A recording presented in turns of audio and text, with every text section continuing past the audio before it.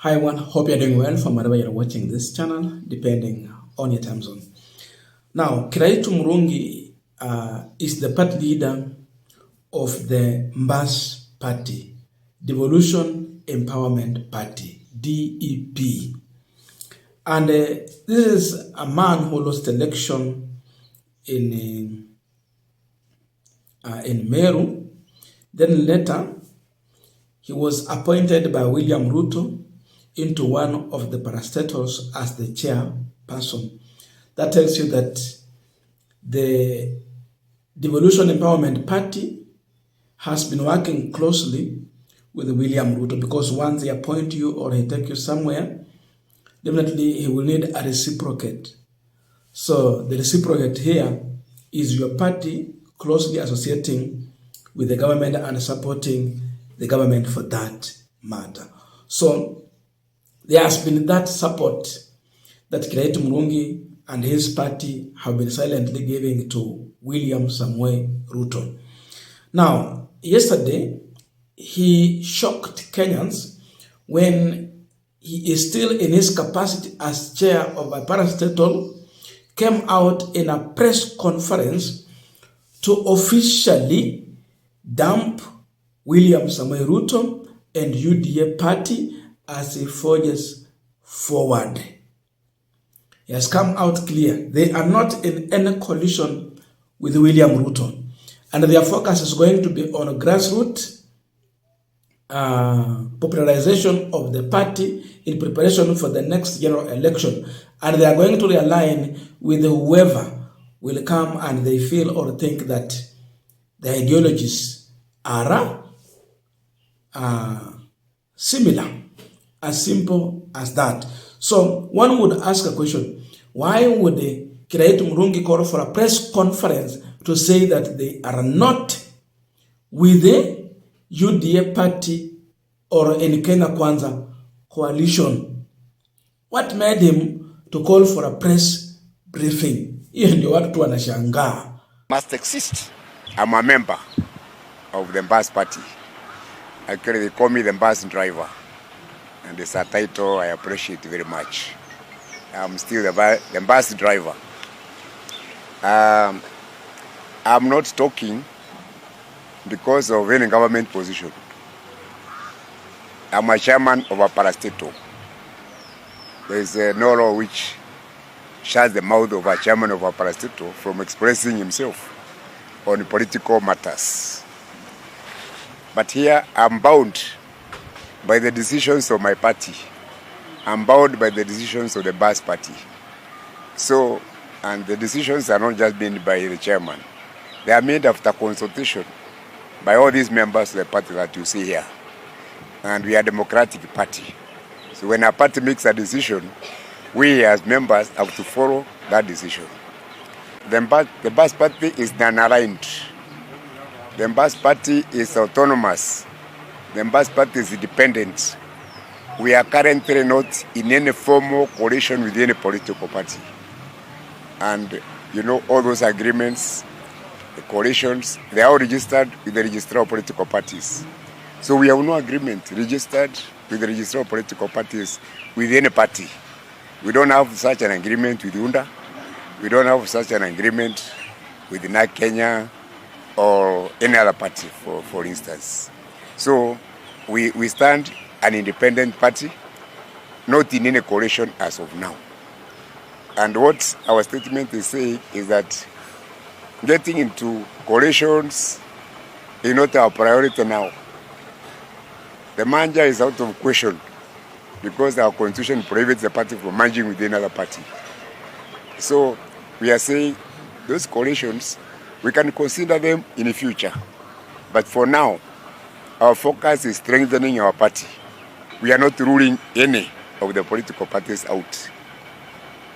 When the time comes, we can talk to them, depending on how they respect us, how they value us, depending on how our interests and their interests combine or coincide. Then we'll make a decision at that particular time. Now, I want us to continue with our final discussion, but I have a quick request. For those who are watching this channel and you have not yet subscribed, please consider subscribing. To our returning subscribers, I must say thank you so much. And again, to all our viewers, please give this video a thumbs up. Thank you so much, and back to our discussion. Now, there must be serious reasons why Kiraitu Murungi and his Mbas party are now walking away from William Ruto. Though openly they have told us that their party has been experiencing exclusion from key government process. They feel excluded. Number two, they have told us that they feel that this government is neglecting the ordinary common mwananchi's needs. Negligence of Kenyans' needs. Those are the reasons they are giving us. But there is more than what they have told us on the camera. You know, when I see small political parties joining anywhere William Ruto belongs, I don't wonder really, are they serious? Do they really know who is William Ruto, the kind of leader in William Samoei Ruto? Because we know William Ruto is a kind of he's carrying the image of Moi. That's why many people will say that in the State House, in William Ruto, we have the living and the breathing Moi of our times. Moi did not encourage the multi-party democracy.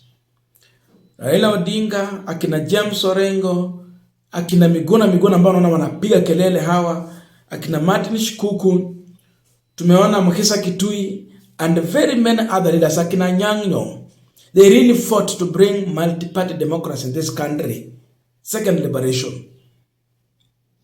So Moi was pushed to a corner to bring back multi-party. Akasema, hiyo kifungo nimetupilia mbali, nimekubali demokrasia ya vyama vingi. So Moi hakupenda demokrasia ya vyama, multi-party democracy. But he was forced. And William Ruto is a son of Moi. Watu wa YK92. When you see William Ruto, he's a man who would want other political parties to fold, and ANC can testify to this, then join the UDA party. That is what he would want. Even Wetangula, the Ford Kenya party leader, can attest to this. He has been going through frustrations in order to fold his party and be part of UDA. Mudavadi amesukuma kwa kona, imebidi ANC kufe. Saizi watu wanakimbia kwa Ford Kenya, watu wengine wanakimbia kwa DAP, wengine wamekimbia ODM. Huko jua mebaki tuna officials. So when you see Kiraitu Murungi running away from William Ruto, he is well aware. And he has learned his lesson that your party cannot grow in William Ruto's camp. There is another thing there. Even point number 3. We have Mbeere North by-election that will be taking place. Remember, Honorable Godfrey Rook was taken to the government as a minister. He was appointed as a CS. So there is a vacant there. Mbas party has its origin. Our politics is local. It starts from where you come from, your origin. So Mbas party originates from in chama ya Meru. So back home, they have to prepare for that by-election and present a candidate. That election is going to define in one way or another the future politics of Meru. UDA kishinda, basi wako na mwanzo pale. Wakishindwa, it also brings the vibrance to other political party that will challenge successful and win.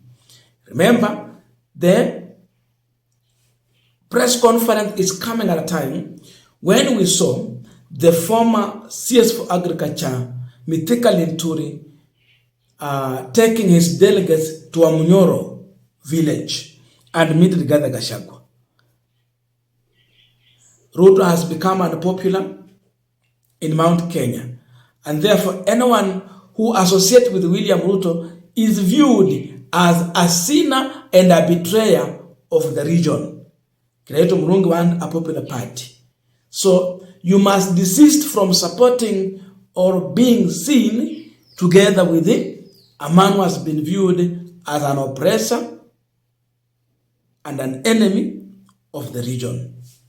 Dump William Ruto, move forward and grow. Those are some of the reasons that I think that Kiraitu Murungi has been pushed to do what he has done. Now, to William Ruto, it's a warning, it's a clear indication. You are becoming unpopular. You are being rejected. You are being dumped. Where is the future of UDA? UDA is being reduced to a Kalenjin political party. The more you kill a coalition in order to grow your own political party, the more you are being dumped and your party being reduced to a village party, to a regional party, to an ethnic party. Look at ODM. And many can attest to this. Many political parties that has gone into a coalition with Raila Odinga, they have been able to get a chance to grow. They just use his name. There was a time ANC joined Raila Odinga, the vibrance in ANC. In a blink of an eye, for the first time, they had more than 17 members of parliament.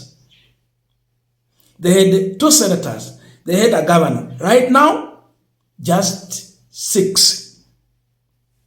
DAPK, just for the first time, even with Eugene, who is not that much popular, after working with Raila Odinga, it grew. Ikashinda paka ANC. We saw Ford kind of growing and even having members of parliament. Kule Kisii na kwingine, akina Onyonka, they came in. Right now, things have changed. That's a fact. So, huyu ni muuaji wa vyama, na kwa kuua vyama, sasa, kila mtu ambaye ako na chama changa, wanamtoroka.